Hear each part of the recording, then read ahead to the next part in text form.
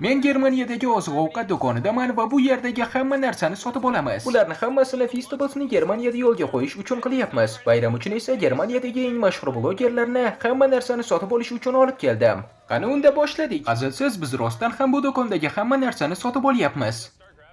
Mana buni olsam maylimi? Menimcha ha. Hammasini olsam bo'ladimi? Ha, ko'rib turgan hamma narsangni olaver. Eslab qoling, bularning hammasi xayriya uchun va bizda faqatgina 24 soat vaqt bor.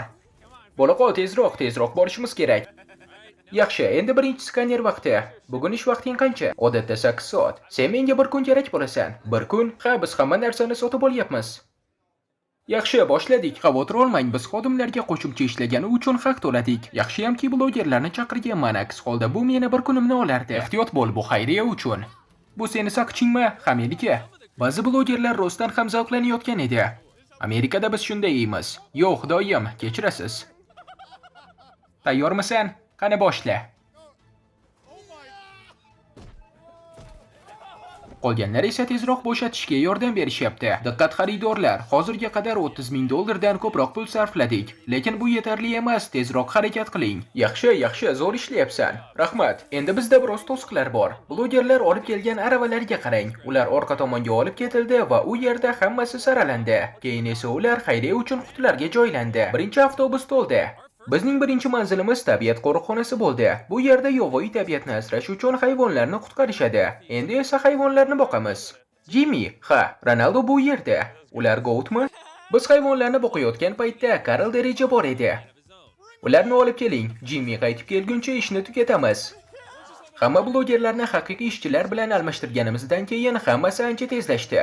Rostini aytsam, Jimmyni oldinroq yuborishimiz kerak edi. Yaxshi, keyingi furgon yuklandi. Keyingi xayriya manziliga yo'l oldik. Biz navbatdagi partiyani Berliner TRTFL tashkilotiga xayriya qildik. Do'konga qaytib endi ko'raylikchi, Karl nimalar bilan band ekan. Men yo'q paytim nima bo'ldi? Mana bu. Hali ham 35 ta qator qolgan. Lekin u yoqqa qarama. Biz mana buni topdik. Endi narsalarni skanerlasa bo'ladi va ular avtomatik tarzda kassaga tushadi. Hech kimning oldiga borish kerak emas. Bu xuddi do'konda eng kam odam turgan qatorni topishga harakat qilgandek. Bu ikki tokchani tozaladik. Ular bu tokchalar ustida ishlayapti. Bular tozalangan. Bizga bu do'konni xarid qilishga yordam berayotgan odamlar armiyasi bor desak bo'ladi. Kassalar oldida taxminan 10 ta odam, orqa tomonda esa 15 ta odam. Yana 15 ta odam tokchalardan narsalarni yig'ib olyapti. Taxminan 10 kishi yuk mashinalariga buyumlarni joylashtiryapti. Umid qilamizki, kun oxiriga qadar hamma narsani sotib olamiz. Xo'p, hozir hammasini yopib qo'yaman. Shunda video oxirida qancha pul sarflaganimiz sir bo'ladi. Voy, bu zo'r-ku.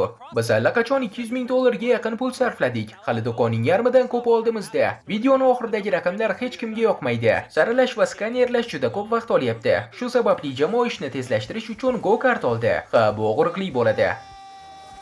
Hamma narsa skanerlandi va bu taxminan 2000 yevroga tushdi. Endi hammasini bu yerga olib chiqamiz. Katta rahmat. Sovutkichli yuk mashina tayyor. Shuning uchun biz yo'lga chiqishimiz kerak, yigitlar. Albatta, do'kondagi hamma narsani sotib olib xayriyaga topshirish qimmatga tushdi. Shuning uchun agar yordam bermoqchi bo'lsangiz, Feastables'ni tatib ko'ring. Bu dunyodagi eng mazali shokolad. Men mutlaqo xolisman va sizlarga yoqishiga aminman. Hozir juda yaxshi natijalarga erishyapmiz. Birinchi bu imkonsizdek tuyulgandi, lekin hozir javonlar bo'shab boryapti. Endi atigi 3 ta javon qoldi. Shundan keyin biz bu do'konni sotib olgan bo'lamiz. Biz haqimizda gap tarqaldi va yana bir bloger kelib qo'shildi. Voy, bu ajoyib do'stlar, men hech qachon supermarketlarni bunaqa bo'sh holatda ko'rmaganman. Men butun do'konni aylanib chiqdim, hamma javonlar bo'sh, faqat bittasi qoldi. Biz oxirgi javondamiz. Va biz bu do'kondan hamma narsani sotib oldik deya olamiz. Qancha pul sarflaganimni va chek qanchalik uzunlikda ekanligini ko'rishni sabrsizlik bilan kutyapman. Ehtimol biz dunyo rekordini yangilarmiz. Bilasizlar, biz 4 ta kassadan skanerlab chiqyapmiz. Kelinglar, birinchisidan boshlab ko'raylik. Qancha tushgan? 130.895 yevro. Bitta kassaga yomon emas. Ikkinchisi esa 130.455 yevro. Uchinchisi 128.000 yevro. Va oxirgi kassa 135.000 yevro. Jami 524.000 yevro. Hey, hammaga salom. Mana chek. Yaxshi, kim chekning oxirini ushlaydi? Shu tarafdan davom et. Men u yoqqa boryapman. Voy, bu chekka qarang. Bir necha qismlarni bir-biriga biriktirishimizga to'g'ri keladi. Davom etaver. Chek do'konning narigi tomonida tugaydi. Bu aqldan ozarli holat. Va nihoyat biz tugatdik. Hammaga katta rahmat. Bu do'kondan hamma narsani sotib oldik. Agar Germaniyada yashasangiz, iltimos Feastable sotib oling. Bu juda ko'p mehnat talab qildi. Do'stlar, iltimos videoga like bosib, kanalga obuna bo'lib qo'yishni unutmang. Yana ham qiziqarli videolar hali oldinda.